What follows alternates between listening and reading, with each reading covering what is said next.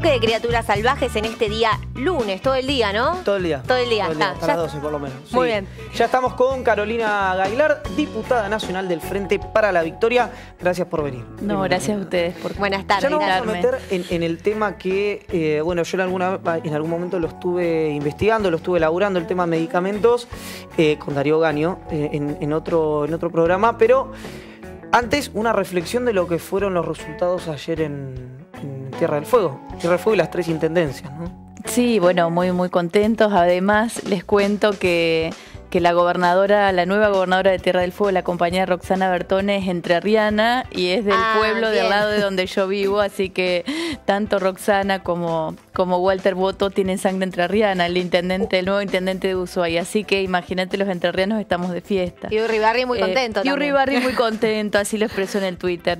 Nada, Roxana es una gran compañera y Walter Boto también expresa, más allá de estar muy contentos porque triunfó nuestra fuerza política, expresa Walter el recambio generacional, ¿no? Que un pibe joven de nuestra generación haya ganado una ciudad tan importante como Ushuaia, para nosotros. ¿Qué tiene? ¿3-3? ¿3-2? ¿Cuánto tiene voto? 32. Sí, 32. 32. Bueno, tiene más o menos de mi edad, yo tengo 33. Los sub-35, Los digamos. sub-35, exacto. Y bueno, ahora van a venir seguramente muchos más sub-35. Y bueno, la Fuerza Joven es algo que ha dejado este proyecto, ¿no? Y que va a tener continuidad, esto de que Néstor nos incorporó a la política, nos demostró que se podía hacer las cosas diferentes desde el Estado, y eso hizo que muchos comenzáramos a creer que la política era una herramienta de transformación de la realidad y que nos sumáramos masivamente a este proyecto. Así que bueno, ahí estamos, y desde la Cámara de Diputados tratando de aportar para que este proyecto cada día enriquecer más las distintas iniciativas que envía nuestra presidenta al Congreso, y también, bueno, proponiendo otras cuestiones, ¿no? Una Cámara...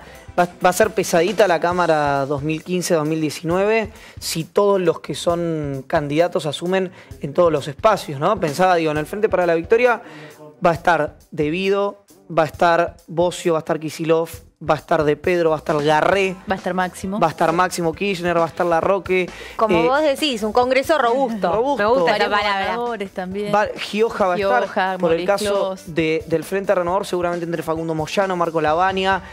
Por ejemplo, seguramente vos, Carolina, pensarás diametralmente opuesta a Patricia Bullrich, pero es un cuadro parlamentario también muy importante. Sí, por supuesto. Me imagino sí. un congreso. ¿Cómo te imaginas el congreso que viene? Mira, mi experiencia en el Congreso, yo fui durante algunos años asesora, y bueno, hace 2 años que asumí como diputada nacional, y fue una experiencia muy interesante, ¿no? A diferencia de lo que muchas veces trataron de instalar, de que el Congreso era una escribanía, es muy importante que la gente, que los ciudadanos sepan que se discute muchísimo, muchas iniciativas. En el Congreso las leyes surgen por iniciativa de los diputados o de los senadores o del Poder Ejecutivo. Y en el caso de las leyes del Poder Ejecutivo, todas tenían un arduo debate en las comisiones, incluso con aportes y propuestas nuestras del mismo oficialismo, ¿no? Entonces fue muy interesante, y ver también cómo otras iniciativas que presentábamos los diputados también luego se convertían en ley, y un ejemplo de ello es la creación de la Agencia Nacional de Laboratorios Públicos, que es una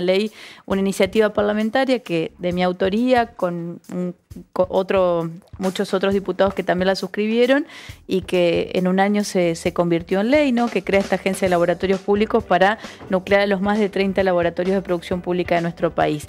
Esta Cámara que viene seguramente va a ser diferente, va a tener muchísima densidad política, y bueno, es una etapa nueva, ¿no?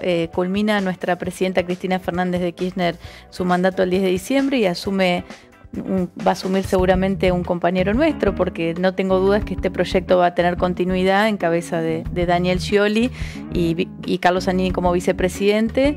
Y bueno, es una nueva etapa dentro de este proyecto, ¿no? Que se viene, y el Congreso también, cómo nosotros vamos a posicionarlos en el marco de los nuevos temas que se vienen, ¿no? Los nuevos debates, todos estos temas pendientes que faltan, se hizo muchísimo. Nuestro proyecto se ha hecho cargo de construir los pilares de esta nueva Argentina, primero Néstor y luego Cristina, y esta es una etapa diferente, ¿no? De seguir profundizando, de dar continuidad a las políticas, de seguir solidificando y consolidando lo que se hizo. Y bueno, mirá, sin ir más lejos, lo de Tierra del Fuego, este triunfo de Roxana Bertone, nuestra compañera gobernadora tiene que ver con que los fueguinos han reconocido y han agradecido todas las políticas públicas desde que se llevaron adelante desde el gobierno nacional, que favorecieron a los fueguinos, que generaron mayor empleo. Bueno, todo, digo, en esto tiene que ver también todas las leyes que tienen que ver con promover la tecnología y los productos que se fabrican en Tierra del Fuego. Entonces me parece que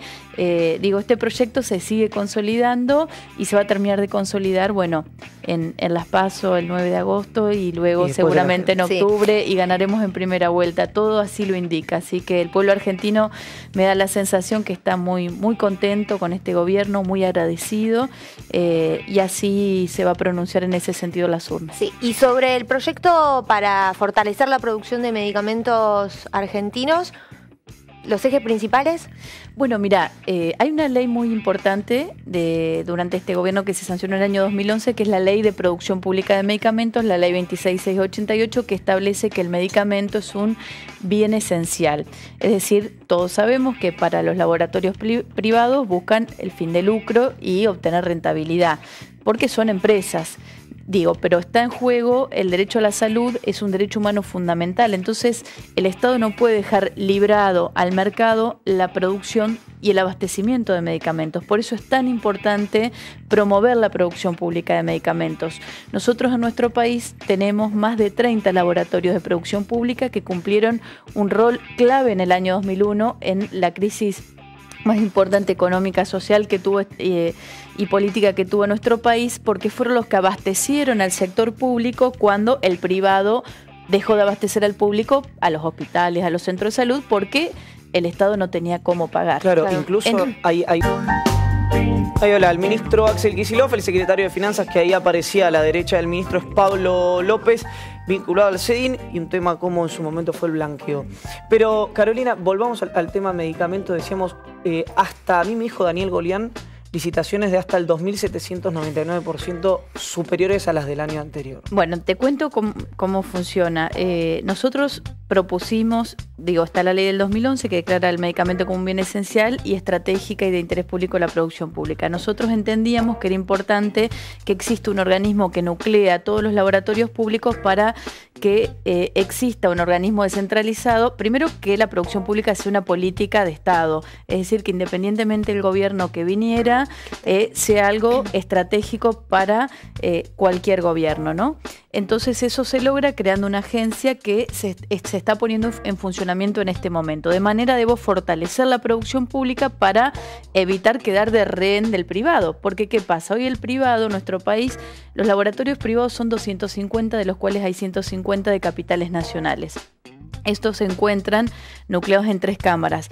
KM, que nuclea a los laboratorios multinacionales, Silfa a los laboratorios grandes nacionales y Cooperala a los pequeños y medianos. Y también Capgen, que nuclea a los productores de genéricos.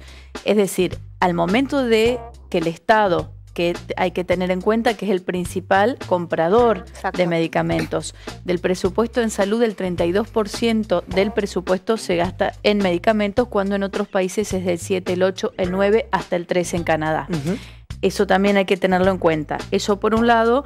Y por otro lado, cuando el principal comprador, que es el Estado, llama a licitación, por supuesto que los privados, estas 3 cámaras, muchas veces se ponen de acuerdo para establecer cuál es la oferta. La famosa colusión, ¿no? La famosa colusión. Entonces, ¿eso qué hace? Que también te establezca los precios en el mercado, que en el mercado de repente el enalapril, que es el medicamento, la droga para la hipertensión, vos se pongan de acuerdo las 3 cámaras y no importa la marca, pero tengan todos un mismo precio, Por eso la producción pública lo que hace es romper ese acuerdo que tienen los privados y intervenir en el mercado regulando los precios a la baja. Por eso la importancia de fortalecer la producción pública y que esta agencia funcione para que los laboratorios públicos cada vez sean más sólidos y tengan mayor capacidad de producción.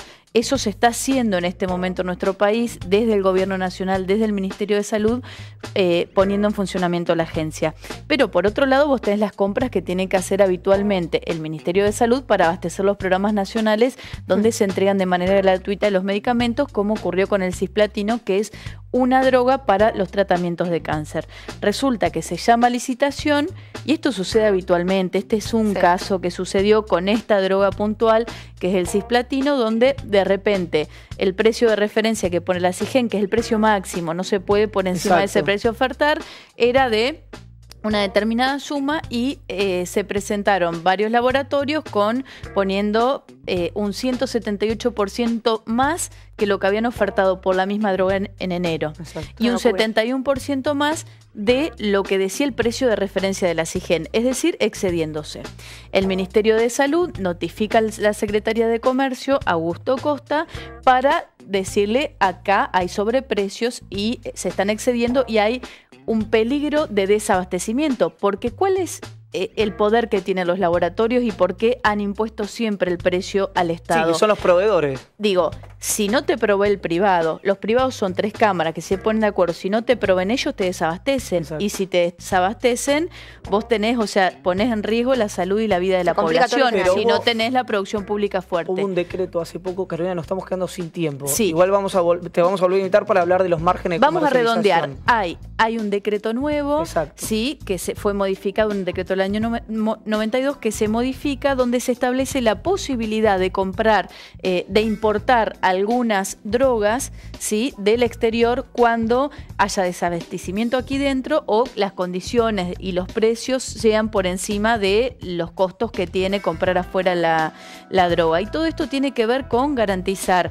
el abastecimiento de los medicamentos a toda la población a un buen precio, a una buena calidad. De esto se trata. Lo importante de todo esto es que el Ministerio de Salud denunció el sobreprecio y el Estado se terminó ahorrando, se llamó una compra directa al mes y, previamente la Secretaría de Comercio notificó a las empresas para decirles que iban a ir a inspeccionar y ver qué stock tenían adentro de las droguerías y por otra parte que iban a ser multadas.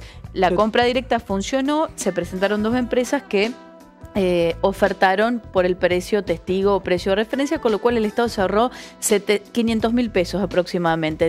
Esto es muy importante que la gente lo sepa y que la gente cuando vaya al médico pida que le prescriban, porque hay una ley de genéricos que establece la obligatoriedad de prescribir por nombre de droga. Entonces hay que pedirle a nuestro médico que nos prescriba por nombre de droga y no de la marca. La marca puede sugerir entre paréntesis, pero eso es publicidad por parte del médico. Cuando vamos a la farmacia hay que exigir las distintas variables por la droga que nos prescribe el médico. Así vamos a cuidar el bolsillo y así vamos a evitar que los laboratorios impongan determinadas marcas por sobre otras para seguir teniendo ganancias extraordinarias. Perfecto. Carolina, muchísimas gracias. No, gracias a ustedes. Y vamos a volver a hablar del tema márgenes de comercialización. Muchas gracias. Que no nos dio el tiempo. En 30 segundos, Cristian Ritondo del PRO. Así, nos vamos un corte y ya regresamos con más Criaturas Salvajes.